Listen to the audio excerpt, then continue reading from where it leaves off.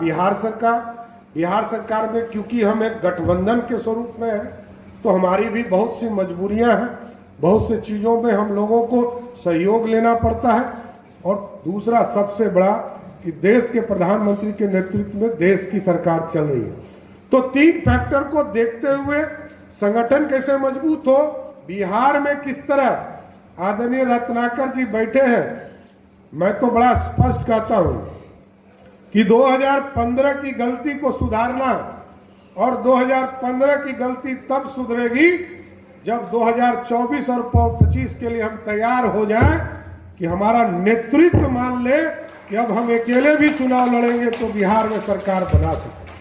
क्योंकि जब तक इतनी मजबूती नहीं होगी तब तक कुछ नहीं हो। और खासकर हाजीपुर के लोगों को तो भाई मैं सचेत करना भी चाहता हूं कि पिछले चुनाव और इस चुनाव में आगे के चुनाव में फर्क होगा। जिस तरह सतीश जी को चुनाव में तीसरी शक्ति का सामना करना पड़ा, आगे आपको भी इस तीसरी शक्ति के लिए लड़ना होगा।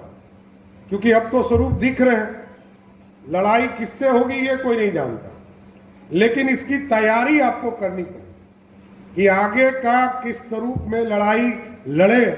और तीनों माननीय विधायक तो विशेष तौर पर हम कहेंगे इस पर ध्यान देना। बिहार सरकार में क्योंकि हम एक गठबंधन के स्वरूप में है तो हमारी भी बहुत सी मजबूरियां हैं, बहुत सी चीजों में हम लोगों को सहयोग लेना पड़ता है।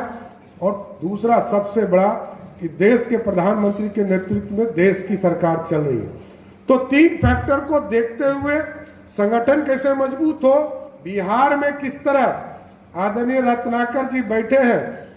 मैं तो बड़ा स्पष्ट कहता हूं कि 2015 की गलती को सुधारना और 2015 की गलती तब सुधरेगी जब 2024 और 25 के लिए हम तैयार हो जाएं कि हमारा नेतृत्व मान ले कि अब हम अकेले भी चुनाव लड़ेंगे तो बिहार में सरकार बना सकते। क्योंकि जब तक इतनी मजबूती नहीं होगी तब तक कुछ नहीं हो।